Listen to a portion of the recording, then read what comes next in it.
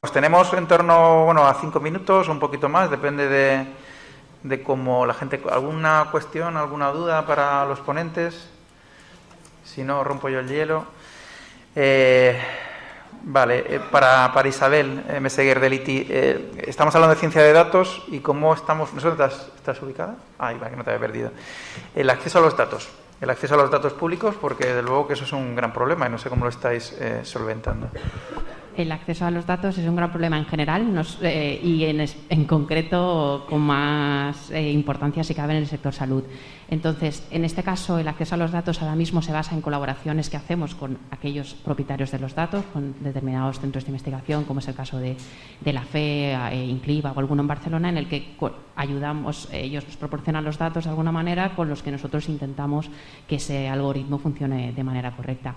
En cualquier caso, nosotros de manera general en ITI es un aspecto que estamos trabajando en cuanto a la estrategia de datos para que todas las organizaciones con las que colaboramos tengan en cuenta que detrás de cada uno de estos proyectos hay por detrás una tarea transversal en cuanto a esa estrategia de datos, cómo se trata para temas de anonimización, temas de gobernanza, etcétera. Con lo cual es verdad que es un tema crítico porque sin datos no puede haber inteligencia artificial y en el caso del sector salud pues más aún. Muchísimas gracias. ¿Alguien quiere hacer alguna pregunta? ¿No? Para Lucas, Antonio Díez, ¿hay algún dato de correlación entre... Lucas, ¿dónde está? Ahí, vale. De correlación entre vuestra propuesta y los índices de marcador de proliferación de una muestra de anatomía patológica? Quiero decir, ¿hay alguna información? Nos hablas de cómo puede evolucionar el tumor, pero ¿hay algún tipo de correlación realmente? ¿Hay algún dato validado con respecto a esto o simplemente es un proyecto? No, es un proyecto. Realmente nos posicionamos en estudiar esa estructura, esa rugosidad, esa frontera límite entre el crecimiento, entre lo que es el tumor y el posible crecimiento que puede tener. He hablado antes del anfitrión tumor-huésped. Efectivamente, nos centramos en obtener los suficientes datos, es decir, pruebas diagnósticas, para poder desarrollar esos algoritmos nativos y poder centrarnos en esa cuestión, ¿no? Al final, digamos que el camino es evitar esa biopsia agresiva o digamos, para el paciente molesta, porque podemos hacer una preevaluación clínica sabiendo cómo se puede comportar a tiempo futuro el crecimiento de ese tejido. No sé si la doctora Lenda quiere hacer algún comentario al respecto.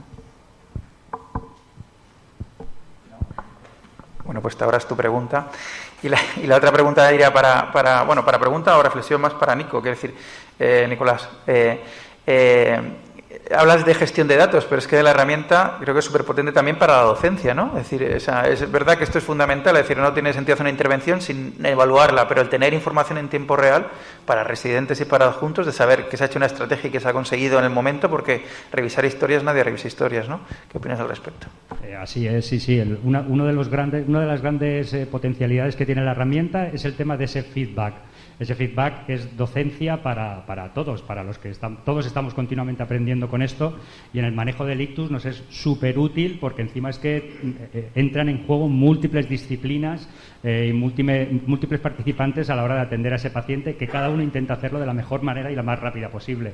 El hecho de que tú tengas esa información inmediata y se comparta al resto del equipo para que sepa, hostia, pues este paciente que he ido con prisa haciendo el triaje y que lo he pasado antes que este otro, oye, pues al final ha conseguido un tiempo puerta aguja, que uno de los ítems clave que medimos con esto, lo tenemos inmediatamente. O sea, claro que es una ventaja tremenda. Pero por seguir por el argumento que lo que estabais comentando antes de la dificultad de los datos, con esto, pues bueno, soltar un comentario al respecto de la dificultad que tenemos en la sanidad, en el sistema sanitario nuestro público, en cuanto al registro en historia clínica electrónica, la enorme dificultad y lo lejos que estamos de que realmente se registre la información que para nosotros los clínicos sea útil. Entonces entiendo que vosotros también tengáis mucha dificultad a la hora de que esto ya vaya a inteligencia artificial. Me parece ya todavía un paso mucho más complicado que, bueno, que habrá que seguir trabajando para que podamos facilitar tener estos datos. ¿Algún comentario? ¿Alguna pregunta ahí? Sí, adelante. Una pregunta para Clara. Has dicho que hacéis nanopartículas, ¿verdad? ¿Y son biocompatibles? ¿Se me oye? Sí. Estamos trabajando en esta línea, empezando, llevamos 3 añitos y ahora mismo no hemos avanzado hasta ese punto, pero bueno, puedes escribirme y te pongo en contacto con los investigadores. Vale. Mi correo es c.gomez@umh.es. Vale, perfecto, gracias. Se facilitará a todos los inscritos, porque para que nos sufráis.